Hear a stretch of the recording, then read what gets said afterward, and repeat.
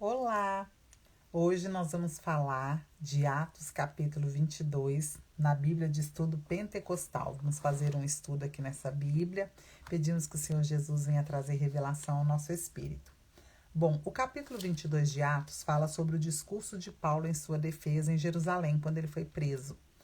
No verso 16, ele estava contando como foi a conversão dele, como Ananias orou por ele para que ele voltasse a enxergar depois de ele ter ficado 3 dias cego, né? Quando ele viu a luz, quando ele viu Jesus e ouviu a voz de Jesus. E Ananias disse para ele, né? Paulo falou assim, Ananias falou para Paulo, porque hás de ser sua testemunha para com todos os homens do que tens visto e ouvido. E agora, por que te detens? Levanta-te, batiza-te e lava os teus pecados, invocando o nome do Senhor. Aleluia, né? E aqui falando sobre o batismo, diz assim: o batismo em água acompanhava a proclamação do evangelho desde o início da missão da igreja. Era um rito da iniciação cristã usada no Novo Testamento para indicar que a pessoa se dedicava plenamente a Jesus Cristo. Era uma confirmação da entrega da pessoa a Jesus.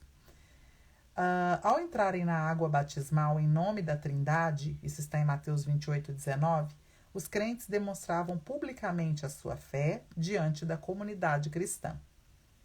O batismo nas águas significa que a pessoa passou a pertencer a Cristo e compartilha da sua vida, do seu espírito, da sua filiação com Deus. Ou seja, quando a pessoa ela tem um novo nascimento mesmo, quando ela entende que é pecadora, que precisa de um Salvador, que Jesus é, né, o seu Salvador e o seu Senhor, passa a ser o seu Senhor, a primeira coisa que ela faz é querer se batizar, cumprir essa ordenança que Jesus falou, né, para ser feita. Quem crer e for batizado será salvo. Quem não crer já está condenado. O que salva realmente é crer. Mas quem crer quer ser batizado, quer mostrar publicamente que hoje segue a Jesus, que quer passar a ser seguidor de Jesus, que tem uma nova vida, que nasceu de novo. É como se estivesse fazendo uma certidão, né, de nascimento nova. O batismo em água é a resposta positiva do crente ao que Cristo fez por ele. Para ser válido deve ser precedido de arrependimento e de fé pessoal em Cristo. Por isso nós não batizamos crianças, porque uma criança ela não sabe que é pecadora, ela ainda não se arrependeu dos seus pecados verdadeiramente, ela não sabe que precisa de um Salvador, né? E ela nem crê mesmo, né? Ela até acredita que Deus existe, que Jesus existe, mas ela não entende ainda, não tem o entendimento. Ela precisa conhecer o Evangelho, precisa saber que ela é alvo do amor de Deus, precisa saber que todos pecaram, mas o arrependimento, quando o Espírito Santo dá, é que leva a pessoa a realmente ter uma fé salvífica e então, sim, a pessoa pode se batizar. Daí ela mesma vai para o seu batismo. Ela não é levada, né, inocentemente, vamos dizer, ela entende, é com entendimento. Assim como Jesus entrou nas águas para ser batizado por João Batista, apesar dele não ter do que se arrepender, porque ele não tinha pecado, mas ele foi com as próprias pernas ser batizado. Então, na Bíblia, nós não vemos batismo de criança, nós vemos apresentação, consagração de uma criança a Deus, mas o batismo, ele tem que vir após o arrependimento e essa entrega consciente da vida da pessoa a Jesus. Entendendo que ele foi quem pagou pelos seus pecados, que ele é o único que pode conduzi-la à presença do Pai. O batismo em água, quando praticado com um coração sincero, com fé e dedicação a Cristo como Senhor e Salvador, é um meio de receber graça da parte de Cristo. O batismo em água é um sinal e testemunho exterior do recebimento de Cristo como Senhor e Salvador e da remoção total dos pecados pela lavagem espiritual. Então, se a pessoa não quer se batizar, ela já começa aí, muitas vezes já é um sintoma de que ela não crê, que ela precisa de um Salvador. E a partir do momento que eu entendo que eu preciso de um Salvador e que esse Jesus fez algo para me salvar, morreu, sofreu no meu lugar para me salvar, o que eu quero é obedecer à vontade dele, né? Agradá-lo. E se ele falou que era para me batizar, então eu vou lá e me batizo. Se eu não quero me batizar, provavelmente não houve ainda essa fé salvífica, né? Eu não criei, não entendi ainda o que é essa salvação que eu preciso, né? Porque quando eu entendo, eu obedeço. Eu só quero obedecer à vontade desse Salvador, né? O batismo em água representa a união entre o crente e Cristo em sua morte, sepultamento e ressurreição. Então, quando a gente desce as águas, é como se a gente estivesse morrendo, né? O velho homem foi sepultado e nós ressurgimos como a ressurreição, renascemos, né? Para uma nova vida. Significa o fim, a morte de uma vida de pecado e o início de uma nova vida em Cristo. Significa que nós não iremos pecar mais? Não necessariamente, mas pelo menos que nós desejamos um viver santo, desejamos um viver onde o Espírito Santo de Deus nos santifica, nos purifica, nos lava, nos guia, nos transforma, né? Coloca em nós o seu querer.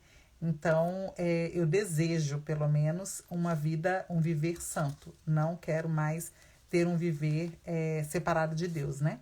Com as práticas também que desagradam a Deus. Significa... Por isso, o batismo em água inclui o compromisso vitalício de se virar as costas ao mundo e a tudo quanto é mal.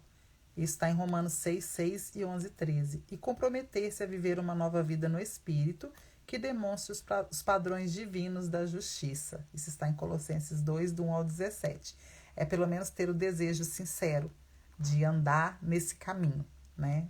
O Senhor conhece a nossa natureza, nos conhece, sabe das nossas dificuldades, sabe da nossa humanidade, mas Ele olha o nosso coração. Então, nós precisamos pedir ao Senhor que coloque em nosso coração a fé que precisamos e também o desejo e as condições, né? A capacitação para seguir os seus passos e andar no centro da sua vontade. Só assim teremos paz e seremos felizes já aqui nessa terra ainda.